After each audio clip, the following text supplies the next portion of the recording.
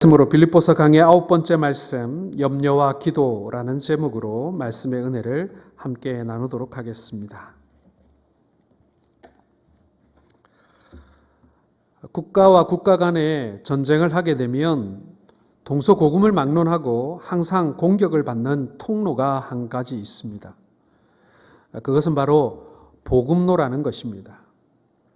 그것을 통해 먹고 입고 쓸 수 있는 보급품, 그리고 전쟁 물자, 무기들이 공급되어야만 병사들이 정상적인 군인으로서 제 기능을 할 뿐만 아니라 전투의 승리를 보장할 수가 있는 것입니다.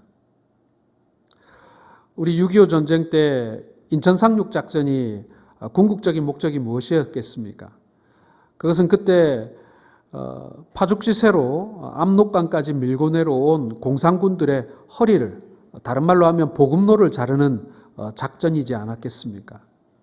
아무리 많은 탱크를 가지고 있고 또 많은 병력이 내려왔더라도 그 보급로가 잘리고 나면 꼼짝없이 후퇴해야 하는 것이 바로 전쟁인 것입니다. 인천 상륙 작전이 바로 그 보급로를 차단한 그런 기가 막힌 작전이었던 것이죠. 자, 우리 그리스도인에게도 이러한 보급로가 있습니다. 바로 기도라는 것입니다. 그래서 사단은 이 은혜의 통로, 이 은혜의 보급로인 이 기도를 무너뜨리려고 무던히도 애를 쓰고 있습니다. 그러나 이것은 사단의 입장에서 보면 간단한 일이 아니더라는 것이죠. 왜냐하면 이런 기도와 예배 생활이라는 것이 이미 몸에 배인 사람들에게는 좀처럼 그것을 포기하거나 그게 잘 넘어지지 않더라라는 것입니다. 그래서 사단은 그 다음 전략으로 이런 틀을 무너뜨릴 수 없다면 이 신앙생활이 효력 없게 만드는 방법을 찾기 시작합니다. 기도를 하되 예배를 드리되 그러나 하나마나하게 만들어버리는 방법, 성도들에게 신령한 것을 공급하는 통로를 막으려 한다라는 것입니다. 복음로는 열려 있는데 그것으로 아무것도 지나가지 못하도록 해버리겠다라는 것입니다. 그렇다면 사단이 하늘로부터 성도들에게 신령한 것을 공급하는 그 통로를 막는 방법은 과연 어떤 방법이겠습니까? 어떤 방법으로 사단은 우리의 영적인 복음로를 차단할까요? 사단은 염려로 기도를 회방하고 있습니다. 성도로 하여금 염려하고 걱정하게 만듦으로 말미암아 이 기도를 못하도록, 기도를 하되 이 효과적인 기도를 하지 못하도록 그것을 회방하고 있다라는 것입니다. 사단은 어떻게 하든지 염려라는 방해물로 우리의 마음을 갈리게 만들고 하나님 앞에 마음을 모아 간절히 기도하는 것을 방해하는 것입니다. 저도 이 본문으로 말씀을 준비하면서 저도 염려가 많은 사람이라는 사실을 새삼 느꼈습니다. 감사의 제목, 그 감사의 제목보다도 이 염려의 제목들이 빨리 머릿속에 떠오르는 거예요. 여러분 어떻습니까? 감사의 제목이 잘 떠오르십니까? 아니면 지금 걱정하고 염려하고 있는 염려의 제목이 더 많이 떠오르십니까? 저도 생각해 보니 감사의 제목보다 염려의 제목이 더 많더라는 거예요.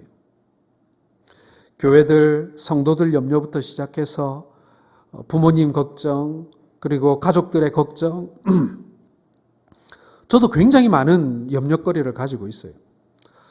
제 책상 앞에 항상 이 성도들의 그 현황에 관한 이 출력물이 있는데, 우리 병원에 입원한 성도들, 그리고 지금 몸이 아파서 기도하고 있는 성도들의 리스트가 A4 2장이나 됩니다.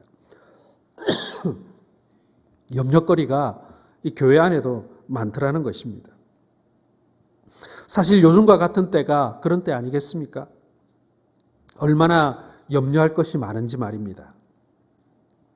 코로나19도 큰 근심거리입니다만은 여러분, 코로나보다 더 무서운 게 뭐냐면 먹고 사는 걱정 아니겠습니까? 예수님은 이 먹고 사는 문제에 대해서 마태복음 6장에 이렇게 말씀하셨어요.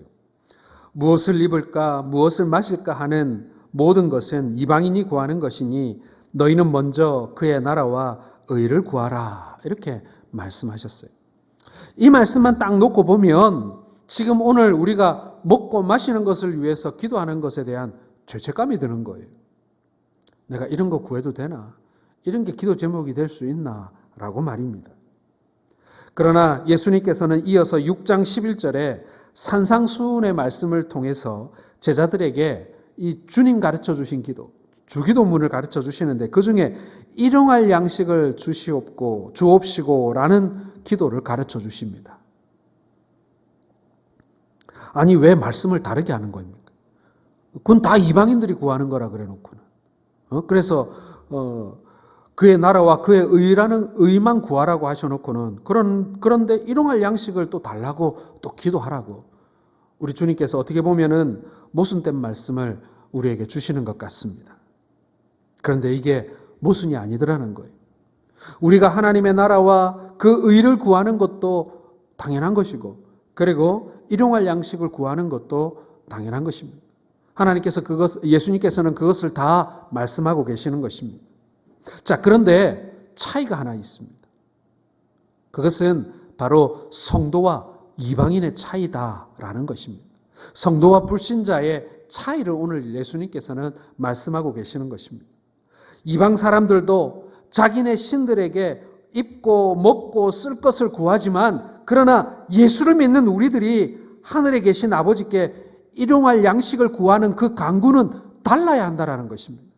그 마음의 자세가 달라야 한다는 것입니다. 그것을 구하는 것을 잘못됐다고 말씀하시는 게 아니에요. 그러나 그 마음의 자세는 불신자들과 예수 믿는 자들이 달라야 한다는 것입니다.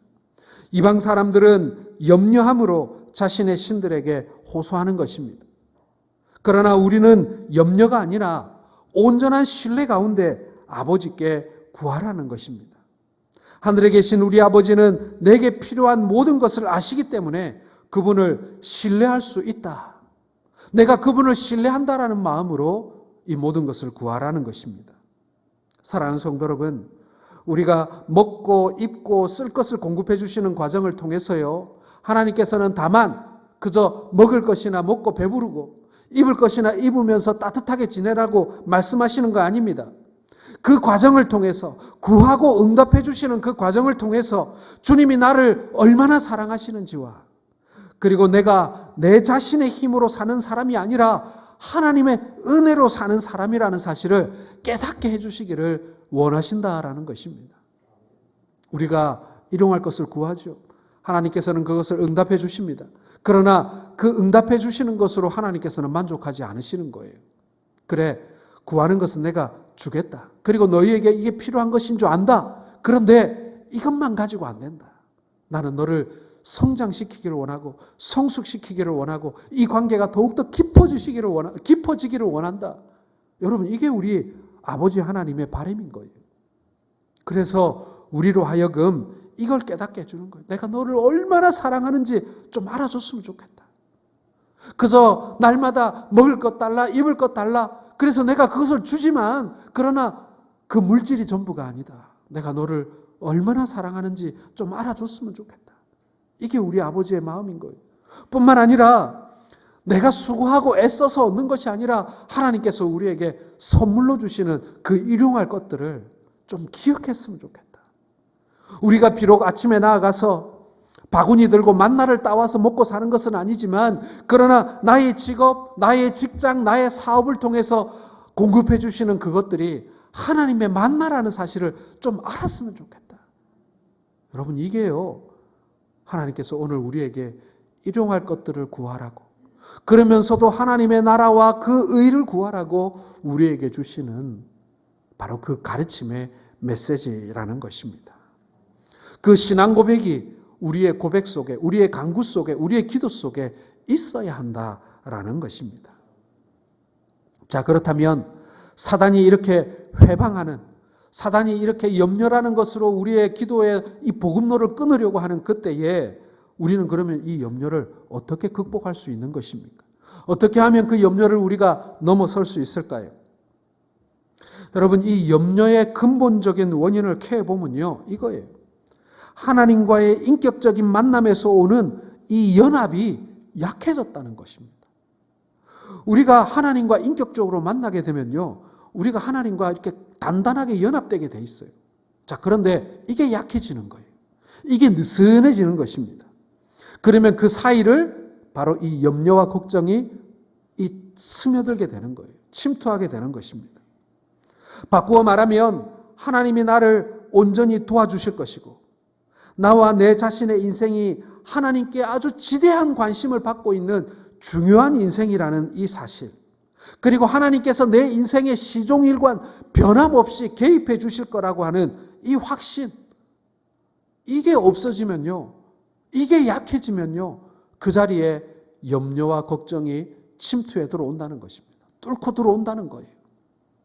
간혹 산에 가면요, 큰 바위 사이에 이 소나무 같은 나무가 이 뿌리를 비집고 이렇게 자라고 있는 것을 볼 때가 있어요. 참 신기하지 않습니까? 저 생명이 저기서 어떻게 자라나, 그것도 신기한데요. 또 한편으로 저는 그게 보이더라고요. 이 나무 뿌리가 비집고 들어간 그 바위가 서서히 이렇게 깨지고 있는 게 보이더라고요. 균열을 일으키고 있어요. 자, 그런데 거기에 물이 들어가고, 그리고 그 물이 얼고 녹고를 반복하게 되면 결국 어떻게 됩니까? 나무 뿌리, 요만한 뿌리가, 소나무 뿌리가 뚫고 들어간 그 바위 사이가 나중에는 점점 벌어져서 나중에는 그 큰 바위가 쩡 하고 쪼개지는 것입니다. 여러분, 이 염려와 걱정이라는 것이요, 처음에는 별거 아니에요. 요만한 싹이에요. 그런데 이게 내 마음에 뿌리를 내리고 이게 점점 자라고 나무가 되고 이렇게 되면요, 내 마음을 둘러 딱 쪼개어버리는 이 큰 힘이 되는 것입니다. 자기가 바라고 염려하는 그것들이 채워짐으로써 우리의 염려가 극복될 수 있다? 여러분 혹시 그렇게 생각하십니까? 내가 지금 걱정하고 부족한 것이 채워지면 염려 없는 인생이 될 것이다. 여러분 혹시 그렇게 믿고 계십니까? 여러분 그거 신기루예요, 신기루. 우리가 이 땅 가운데 살아가는 동안 우리가 주님 배우는 그날까지요, 염려라는 것은요 끊이지 않습니다. 이 마치 파도 같아요. 바다에 파도 한번 탁 치고 나면 그 파도 끝납니까? 아니죠. 계속 크고 작은 파도가 계속 바닷가로 밀려오지 않습니까? 우리 인생도 마찬가지예요. 염려 하나 넘어서면 이제 좀 편안하려나 싶으면 또 다른 염려가 밀려들고, 생각지 못한 곳에서 또 다른 걱정거리가 우리의 삶 속에 스며들어 오는 것입니다. 자, 그렇다면 여러분, 도대체 이 염려로부터 벗어날 수 없는 우리의 인생 가운데 우리가 무엇이 필요한 것일까요? 도대체 무엇이 우리로 하여금 이 염려의 노예가 되지 않고 우리가 자유할 수 있는 것일까요? 그것은 여러분, 이 염려로 말미암아 생기는 우리의 불안한 상태, 우리의 걱정스러운 상태, 이것을요 신앙으로 바꿀 수 있어야 한다라는 것입니다. 그러한 불안한 상태로부터 생기는 그 욕망으로부터 이 신앙으로 옮겨가야 한다라는 것입니다. 그걸 바꾸어 버려야 해요. 그래서 어떤 문제로 인하여 불안하고 고통스러운 상황 속에 있을 때, 어렵고 힘든 걱정거리가 있어서 더 많이 의지해야 되겠다. 여러분 그쪽으로 마음이 가야 되는 거예요. 야, 염려가 이제 걱정거리가 생겼으니, 이제 먹고 사는데 문제가 생겼으니 일단 신앙생활은 접어두고 내 사업에 내가 좀 집중을 해야 되겠다. 먹고 사는데 내가 좀 집중을 해야 되겠다. 그렇게 하는 것과 걱정이 밀려오고 근심이 생길수록 더욱더 하나님께 집중하는 것, 여러분 이것은 큰 차이를 가져오게 되는 것입니다. 우리가 염려하게 될 때 도리어 하나님을 향한 신앙으로 그것을 바꾸어 버리는 것, 걱정거리가 더 많기 때문에 하나님 앞에 더 많이 기도하게 되는 것, 여러분 그것이 바로 신자의 자세라는 것입니다. 여러분 걱정거리가 많을 때 기도의 시간을 늘려야 합니다. 근심거리가 많을 때 기도할 수 있는 그런 공간을 더 많이 만들어야 합니다. 근심만 하고 있다고, 걱정만 많이 하고 있다고 그게 해결됩니까? 안 됩니다, 여러분. 몸만 상합니다. 중요한 것은 하나님께 더욱더 적극적으로 나아가야 한다는 것이죠. 자, 그렇게 되기 위해서는 믿음이 필요한 것입니다. 그것은 구체적으로 어떤 믿음일까요? 여러 가지의 믿음이 있겠습니다마는 성경은 이렇게 말합니다. 하물며 너희일까 보냐. 여러분, 그 믿음이 우리로 하여금 기도하게 만드는 원동력이 되는 줄 믿으시길 바랍니다. 불의한 재판장이 자신에게 억울함을 호소하는 그 가부의 간청을 너무 귀찮은 나머지 그것을 들어주고 맙니다. 우리 주님께서 그 비유를 들어 뭐라고 말씀하십니까? 불의한 재판관도 귀찮아서 저 과부의 호소를 들어주건만 우리를 사랑하시는 아버지, 우리를 위해서 당신의 독생자까지 내어주신 그 아버지께서 우리의 기도를 들어주지 않겠느냐? 하물며 너희일까 보냐? 여러분, 이 믿음이 있어야 우리가 기도의 자리로 나아갈 수 있다.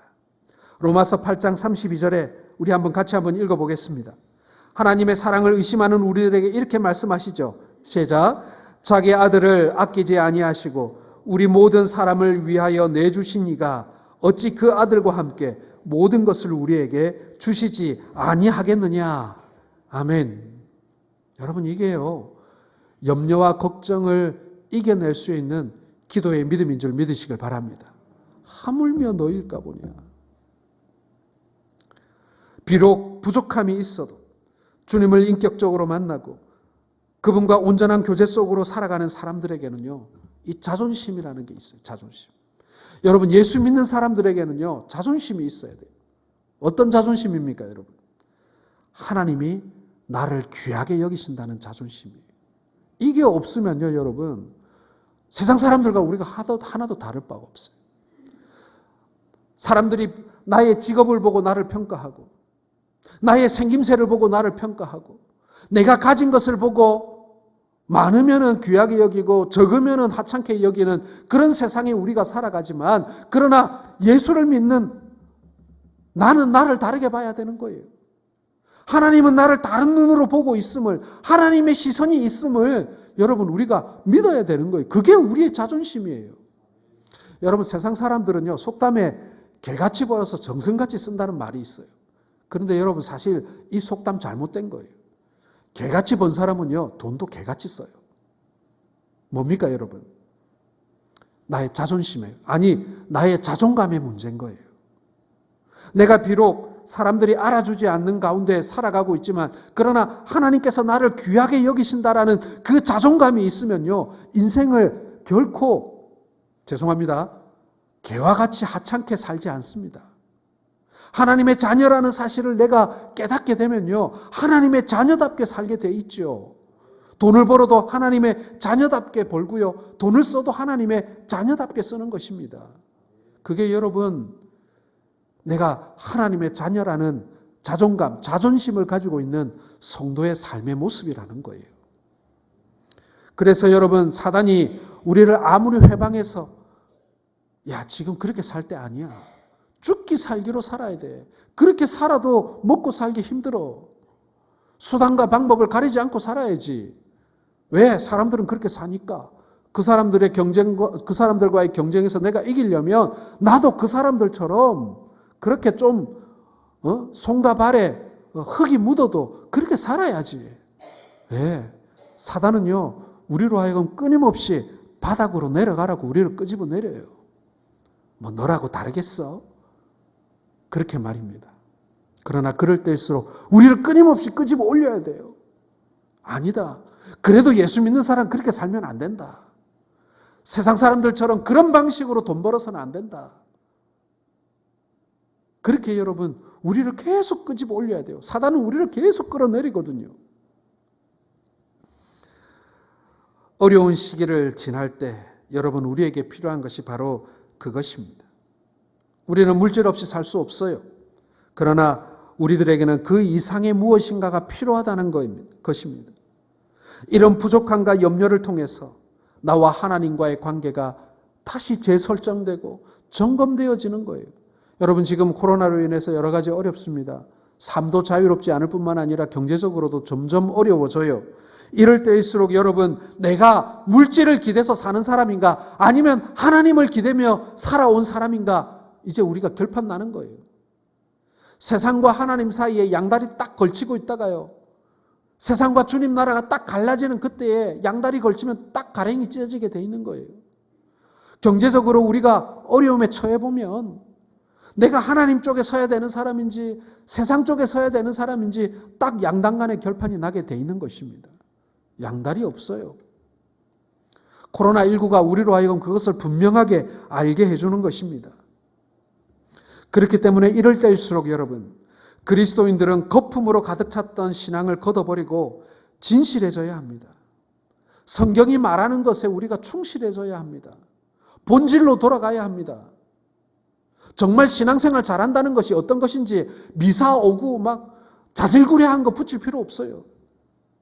내가 기도생활 잘하는지, 내가 말씀을 열심히 내가 읽고 있는지, 그것을 내가 믿고 있는지, 예배생활 제대로 하고 있는지, 여러분 본질로 돌아가야 돼요. 거기다가 이유를 많이 붙일 필요가 없는 거예요.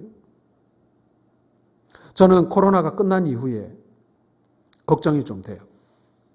지금 이 시간에도 교회 나오지 못하고 대면 예배 드리지 못하고 온라인으로 예배하고 있는 성도들이 많을 텐데요. 여러분 코로나가 끝난 이후에 핑계 찾으면 안 돼요. 지금은요 코로나 때문에 우리가 이렇게 할 수밖에 없는 상황이라는 것은 우리 모두가 공감하는 바입니다. 그러나 코로나가 끝난 이후에 놀러 가고 싶어서 모임이 있어서 그러한 여러 가지 이유들로 인해서 이 자리에 나오는 것을 핑계 삼는다면 여러분 그것은 분명 큰 문제가 아닐 수 없습니다. 신앙의 본질로 돌아가야 돼요. 우리가 있어야 할 자리가 어딘지를 정확하게 이제 판단해야 합니다. 다른 이유나 대안을 찾지 마세요. 신앙의 기본으로 돌아가지 않으면요. 그 위에 무엇을 쌓은들 아무 소용이 없다라는 것입니다. 그래서 눈먼 자는 안역을 발라보고 벗은 자는 벗은 것을 발견하고 옷을 찾아 입고 가난하게 된 자는 금을 사서 부유한 사람이 되고 여러분 그런 근본적인 변화가 일어나게 될 때 우리가 경제적인 위기와 상황을 극복하고 교회를 비옥하게 하고 우리의 신앙이 그냥 거칠에만 번지를 한 것이 아니라 알곡과 같이 속이 꽉 찬 신앙이 될 수 있는 길이 바로 거기에 있음을 믿으시길 바랍니다. 여러분 교회도요 좀 심플 처치, 교회도 좀 단순해질 필요가 있다고 저는 생각해요. 많은 프로그램을 한다고 많은 순서를 만든다고 해서 교회가 저는 건강해지는 것이 아니라고 생각해요. 교회가 교회다워져야 된다는 것은요. 교회의 본질에 충성해야 된다라는 그런 생각을 하게 되는 것입니다. 여러분 심플한 믿음 생활, 심플한 교회 생활 여러분 우리가 좀 군사를 좀 빼버릴 필요가 있어요. 사회생활 다른 친목회 모임 좀 줄여보세요 여러분. 바쁘다 하면서 교회 봉사 못하고 바쁘다 하면서 교회 나오지 못하는 분들 의외로 많습니다. 그런데요 여러분 그 외에 우리 하는 거 많잖아요. 솔직히 말해서 그거 좀 줄여보세요. 그러면 좀 심플한 좀 단순한 생활이 되겠지만 좀 밋밋해서 좀 지루한 좀 심심한 생활이 될지 모르겠지만 그러나 하나님과의 더 깊은 교제가 일어나게 될 줄로 믿으시길 바랍니다. 또한 여러분 우리가 먹고 입고 사는 문제에 대한 염려뿐만 아니라 우리가 하나님 나라에 대한 염려도 할 수 있습니다. 저는 우리가 먹고 사는 문제에 대한 염려뿐만 아니라 하나님 나라에 대한 염려도 일맥상통하는 부분이 있다고 생각해요. 하나님의 일을 하더라도 그것을 지나치게 염려할 때는 여러분 그것이 충성이 아니라 하나님을 의뢰하지 못하는 불신앙이 될 수도 있다는 사실을 저는 경험할 때가 많이 있어요. 제가 아는 어떤 목사님이 교회 건축을 했는데 한 1년 계획하고 시작을 했는데 중간에 공사도 중단되고 막 어려움을 겪다 보니까 공사가 2년이 넘어버렸어요. 이 목사님이 저보고 그러더라고요. 나는 잘 때 수면제 안 먹으면 잠을 못 잔다. 얼마나 걱정이 많이 되는지. 그래서 기도도 열심히 하지만 그 염려가 기도 생활까지 삼켜버린 거예요. 저도 그런 경험을 해본 적이 있습니다. 교회에서 교회 전체를 다 리모델링하는 큰 공사를 벌였는데 설교 준비하려고 책상 앞에 딱 앉으면요. 집중이 안 되는 거예요. 공사비 걱정을 하게 되고 일꾼들이 일은 잘했나 앉아있으면 걱정이 돼서 벌떡 일어나서 한번 가서 보고 와야 되고 그 공사하다가 놔둔 쓰레기가 이렇게 쌓여 있는데 저거 안 치우면 주일 어떡하지? 이런 생각을 하게 되니까 또 가서 또 청소하게 되고 지그시 앉아서 말씀 준비가 안 되는 거예요. 머릿속은 온통 공사장에 가 있는 거죠. 하나님 나라와 의를 위한 근심이었다고 생각을 했는데 하다 보니까 하나님의 의는 간 곳이 없고 마음이 갈라져서 그 안에 내 자신만 영적으로 말라 죽어가고 있다는 것을 발견하게 된 것입니다. 사랑하는 성도 여러분, 하나님 나라의 일도요, 염려하고 근심하기만 하면요, 결국 우리를 말라 죽이는 그런 일이 돼버리는 거예요. 하물며 우리가 먹고 사는 일은 안 그렇겠습니까? 하나님의 나라를 위한 근심과 개인이 먹고 입고 사는 것에 대한 근심이 그렇게 칼로 딱 자르듯이 그렇게 잘라지는 것이 아니더라고요. 시작이 아무리 하나님 나라를 위한 근심이라고 할지라도 나중에 마음이 갈라져서 하나님을 향한 신뢰보다 상황에 대한 염려가 나를 지배하고 내 안에 가득 차게 되면요, 그때부터는 모든 게 잘못돼 버리더라고요. 이게 내 마음의 이 자리를 가득 채우게 되더라고요. 생각보다 내 마음이 작아요. 그래서 하나님에 대한 소망, 하나님에 대한 신뢰와 근심과 걱정이라고 하는 이것이요, 한 방에 같이 앉아 있지를 못하더라고요. 하나가 커지면요, 하나를 밀어내게 돼 있어요. 사랑하는 성도 여러분, 하나님 나라에 대한 소망과 신뢰로 근심과 걱정을 밀어내시는 여러분들 되시길 바랍니다. 이게 내 안에서 같이 공존할 수가 없더라고요. 근심과 걱정도 많이 하면서 하나님도 많이 신뢰한다. 그 거짓말이에요. 안 되더라고요. 그래서 성경이 아무것도 염려하지 말라. 오늘 본문이 우리에게 그렇게 말씀하고 있지 않습니까? 근데 저는요, 염려하지 말라는 말보다요, 그 앞에 아무것도라는 말이 더 부담스러워요. 아무것도라는 말이. 우리가 그걸 더 주목해서 봐야 할 필요가 있어요. 우리가 하나님과의 사랑의 관계 속에서 그분을 인격적으로 신뢰할 때만 이러한 염려를 극복할 수 있는 것입니다. 아버지에 대한 믿음으로 염려를 신앙으로 바꾸시기 바랍니다. 근심거리가 많은 이때야말로 우리의 신앙의 진면목이 드러나는 때 아니겠습니까? 그래서 오늘 사도는 두 번째로 이렇게 말하는 거예요. 염려하지 말고 기도하라 라고 말입니다. 성경을 보면 모든 일에 기도와 간구로 너희 구할 것을 감사함으로 아뢰라 라는 말씀이 나옵니다. 여러분, 기도의 범위가 딱 정해져 있어요. 모든 일에, 모든 일에. 예외가 없습니다. 먹고 사는 문제는 내가 열심히 땀 흘려 일해서 해결하고, 그리고 하나님에 관한 교회의 일이나 영적인 일, 하나님의 일은 기도와 간구로 하고, 여러분 성경에 그런 경계가 어디 있습니까? 모든 일이라고 했습니다. 우리를 염려하게 만드는 모든 일을 기도로 덮어버리라 이렇게 말씀하고 있는 것입니다. 여러분, 우리가 염려나 걱정에 딱 사로잡혀 보면 알아요. 이 염려라는 것은요, 고도의 집중력을 요하는 거예요. 한번 우리가 염려에 딱 사로잡히게 되면요, 우리가 얼마나 집중하는지 몰라요. 다른 생각 아무것도 못 하잖아요. 오로지 그것만 하잖아요. 이렇게 공부를 했으면 정말 내가 공부로 성공을 할 수 있었을 텐데 말입니다. 하루도 염려를 하지 않은 적이 없고 무시로 우리가 염려를 합니다. 그래서 염려에 집중된 사람들은요, 기도에 집중하는 법이 없어요. 이미 마음이 갈라졌기 때문에 그렇습니다. 끊임없이 염려를 하다 보면 기도의 세계는 완전히 초토화돼 버리고 마는 거예요. 형체는 남아있는데 실체적인 기도가 불가능한 것입니다. 이게 사단이 원하는 거예요. 기도하는 흉내, 모양은 내지만 그러나 기도에 집중하지 못하게 만드는 거예요. 뭘로요? 염려로, 걱정으로. 그 다음엔 여러분, 이 염려가 점점 커지면 어떤 단계에 접어들게 되냐면 기도를 회방하게 합니다. 그 다음 단계로 넘어가면 이제 구체적인 행동을 하게 만드는 거예요. 그 염려거리를 해결해야 될 것 아닙니까? 기도하지 않고 행동하도록 만드는 거예요. 이게 아주 사단이 제일 좋아하는 거예요. 기도하지 않고 열심히 사는 것.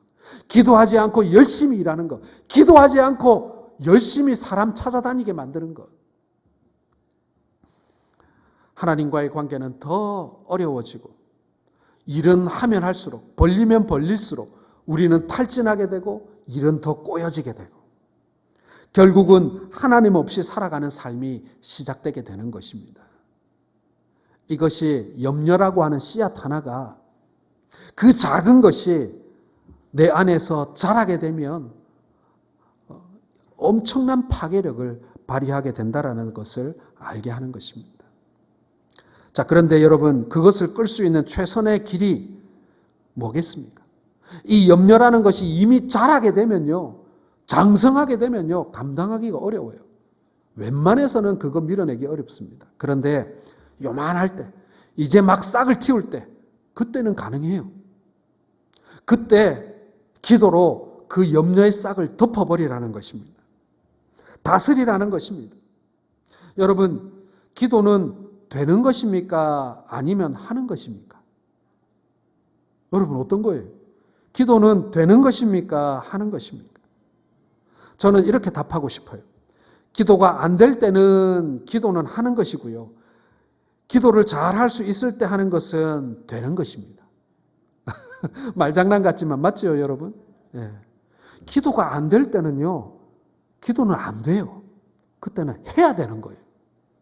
해야 되는 거예요. 억지로 해야 되는 거예요. 기도가 안 될 때는요, 나를 쳐서 복종시켜야 돼요. 기도의 자리를 만들고요. 기도의 시간을 만들어가지고요. 안 되지만 그 앞에 가서 앉아 있어야 되는 거예요. 여러분, 진짜 기가 막힌 일 당하면요, 기도가 술술 나올 것 같아요. 천만의 말씀이에요. 정말 기가 막힌 일 당하면요, 악소리밖에 안 나요. 비명밖에 안 나옵니다, 여러분. 주저리 하나님 내가 이렇게 필요하고 막 성구가 떠오르고 하나님한테 해야 될 말들이 떠오르고 아니에요, 여러분. 기가 막히다는 말이 뭐겠어요, 여러분? 할 말이 없는 거예요. 그때는 정말 하나님 앞에 울음밖에 안 터지는 거예요. 그런데 여러분, 우리 하나님께서는요, 그 외마디 악소리 속에 담겨져 있는 우리의 기가 막힌 상황을 알고 계세요. 우리가 아무 말 못하고 눈물 펑펑 흘릴 때 그 기도에 담겨져 있는 우리의 안타까움을 하나님 알고 계시는 분이에요. 그러니까요, 기도하러 가서 뭐 많이 하려고 하지 마세요. 그냥 내 마음을 활짝 열어놓고 우리 아버지 앞에 그냥 다 쏟아 넣으세요. 그러면 되는 거예요. 우리 아버지께서 내게 있어야 할 모든 것을 알고 계시거든요. 그러니까 여러분, 기도를 너무 어렵게 여기지 마시고요. 기도가 안 될 때도 하세요. 새벽에 나오세요. 그러면요, 어느 순간 하나님께서 그 기도가 되도록 만들어 주시는 거예요. 기도의 문이 열리도록 만들어 주시는 거예요. 어떤 사람은 산산뿌리 입에 물고 태어나서 어릴 때부터 기도의 문이 술술 열린 그런 사람 없어요. 목사님들 저는 안 그렇겠어요. 목사는 항상 하나님과 직통전화 열어놓고 사는 사람인 것 같습니까? 아니에요, 여러분. 꼭 그렇지 않아요. 목사도 기도 안 될 때 있어요. 우리 모두 마찬가지예요. 기도 생활을 안 하면서도 뭔가 풍성한 삶을 누리려고 하는 사람들, 그건 여러분 요행수를 바라는 사람들입니다. 기도해야 하는 것입니다. 뭔가 굉장한 염려가 있는데 한참 기도하면서 살다가 보니까 사라져 버린다. 여러분, 그런 간증 많이 들어보시지 않았어요? 집채만한 기도에 저는요, 기도하면 염려가 눈 녹듯이 탁 사라진다. 모르겠어요. 저는 제가 신앙생활 해본 바로는 그런 일은 잘 일어나지 않더라고요. 아니, 저는 불가능한 것 같아요. 그런데 이건 돼요. 이따만 했던 염려가 기도하니까 요만해지긴 하더라고요. 그건 그렇게 가능하더라고요. 집채만한 염려는요, 못 다스려요. 내가 거기 깔리거든요. 그런데 요만한 염려는요, 내가 다스릴 수 있더라고요. 저는요, 우리가 그렇게 이 염려를 다스려야 된다고 생각해요. 내 머릿속에 지우개처럼 염려와 걱정이 싹 지워지면 얼마나 좋겠어요. 그렇게 싹 지워지면요, 그건 치매예요. 치매. 그런데 이 기도하니까요, 이 막 엄청난 이 큰 바위 같은 이 기도가, 설악산 울산바위 같은 기도가, 염려가 내 주먹만해지기는 하더라고요. 그러면 그때부터는 그걸 다스리게 되는 거예요. 여러분, 기도로 염려를 다스릴 수 있기를 바랍니다. 기도가 바로 예수 믿는 사람들이 가지고 있는 가장 강력한 무기예요. 그것으로 우리가 이 염려를 넘어설 수 있는 거예요. 염려와 걱정이 없는 인생 없습니다. 하나님, 내 염려와 걱정을 다 사라지게 해주세요. 그런 기도하지 마세요. 그런 평강은 없습니다. 여러분, 기도할 때 하나님이 우리의 평강을 지켜주심을 믿으시길 바랍니다. 여러분, 우리가 하나님께 구해야 할 평강은요, 염려와 걱정이 없는 평강이 아니에요. 자, 오늘 말씀을 보겠습니다. 신기하게도 기도하자마자 응답되는 예도 많이 있습니다만은 대부분 우리가 기도할 때 하나님께서는 인내의 과정을 거치게 하십니다. 조금만 기다려봐라. 오늘 기도했더니 1시간 후에 응답되기도 하고요. 내일 아침에 해 뜨면 응답되기도 합니다. 그러나 많은 기도의 제목들은요, 조금 시차를 가지고 응답되어지는 것을 우리 모두가 경험합니다. 그렇죠? 올해 기도했는데 내년에 응답되기도 하고, 이번 달에 기도했는데 다음 달에 응답되기도 하고. 근데 그 기다리는 시간이 아주 기가 막혀요. 힘들어요. 지쳐요. 어떨 때는 여러분 포기하고 싶을 때도 있어요. 안 믿는 가정에서 남편 혹은 자녀 혹은 부모님의 그 믿음을, 그 구원을 위해서 기도하는 가정들 보면요, 20년, 30년. 저도 저희 부모님의 그 구원을 위해서 저도 30년 기도했습니다. 제가 동네 그 누나들의 등에 업혀가지고 교회 가기 시작한 게 아마 4살, 5살 그 정도 됐던 것 같은데요. 저희 부모님이 제가 유치부 다닐 때부터 엄마 아빠 그 구원받게 해달라고 기도했거든요. 그런데 저희 부모님이 처음으로 교회 첫 발을 들인 것이 아마 제 나이 32살이었을 때였던 것 같습니다. 30년 기도가 응답된 적이 있었어요. 정말 길어요. 정말 길어요. 하나님께서 그렇게 오랫동안 기도하게 하실 때도 있다라는 것입니다. 아니, 대부분의 기도의 응답은요, 이렇게 시간이 좀 걸려요. 자, 그런데 하나님께서 그렇게 긴 시간 동안 인내하라고 하면서 우리로 하여금 그 고통의 시간을 인내하도록 하게 하신다. 과연 그럴까요? 저는 그렇게 생각하지 않습니다. 우리 하나님께서는요, 그 인내의 시간조차도 하나님이 주시는 평강 가운데 기다리게 하시는 분이심을 여러분 믿으시길 바랍니다. 고통하고 염려 속에서, 근심 속에서 고통하는 사람들이 기도할 때 하나님께서 주시는 평강이 있어요. 이게 그 기도의 제목이 응답되어서 오는 평강이 아니고요, 그 기도의 제목이 응답될 것을 기다리는 동안 주시는 평강이 있더라는 것입니다. 자, 이거 가지고 좀 기다려봐. 모든 지각에 뛰어난 하나님의 평강이라고 했는데, 여러분, 이 지각은요, 이 헬라어로 말하면 이해, understanding이라는 뜻이에요. 직역하자면 이런 거예요. 모든 이해를 초월하는 하나님의 평강이. 기도의 응답이 기다려지는데 힘들어요, 여러분. 그런데요, 하나님께서 우리가 이해할 수 없는 평강으로 그 인내의 시간을 버티게 해주신다는 것입니다. 그걸 견디게 해주시는 거예요. 하나님의 평강이 그리스도 예수 안에서 너희 마음과 생각을 지키리라고 하신 그 약속. 이 약속은요, 도무지 우리는 이해할 수 없는 평강으로 우리로 하여금 그 기도의 응답을 기다리게 하는 시간을 인내하게 한다. 그 염려와 걱정이 하나님의 역사로 말미암아 해결되어지는, 그것이 요만해질 때까지 우리로 하여금 평강 가운데 살아갈 수 있도록 우리가 이해할 수 없는, 세상 사람들이 보면 얼마나 웃기겠어요. 기도했는데 응답도 안 됐어요. 해결된 게 아무것도 없어요. 그런데 저 사람은 예수 믿는다는 이유만으로 평안하다, 평강하다, 하나님께서 내게 평강을 주셨다라고 말하는데 정말 웃겨요. 아무것도 해결되지 않았는데, 응답되지 않았는데. 그렇죠? 그때 우리가 죽지 못해 견디는 거 아니잖아요. 이해할 수 없는 하나님의 평강이 우리를 붙들어 주심을 우리가 경험하게 되는 것입니다. 여러분, 여기까지 가야 해요. 여기까지 가야 신앙생활에 참 맛을 느끼게 되는 거예요. 신앙생활에 재미가 있게 되는 거예요. 응답되나 안 되나 나에게는 이해할 수 없는 하나님의 평강이 자리하고 있으니까요, 오래 기다려도 힘들지 않는 거예요. 빨리 응답되면 좋고 신나고. 사랑하는 성도 여러분, 똑같이 부족함 속에 살아가는 인생이지만 삶의 방식은 두 가지예요. 똑같은 염려가 있어도 어떤 사람은 염려가 생겨도 기도하는 사람이 있고요. 그러나 어떤 사람은 그 기도를 덮어버리는 그 염려에 말라 죽어가는 사람이 있어요. 여러분은 어떤 삶을 살기를 원하십니까? 오늘 주님께서는 우리에게 이 평강을 약속하시면서 그 기도로, 하나님과의 교제로, 하나님을 향한 신뢰로 그 염려와 걱정을 넘어가라고 우리에게 말씀하고 있습니다. 여러분은 과연 어떤 염려와 걱정을 가지고 계십니까? 많이 계시겠죠. 그 모든 염려를 우리 주님과 함께 손잡고 넉넉히 넘어가시는 저와 여러분들 되시기를 주님의 이름으로 축원합니다.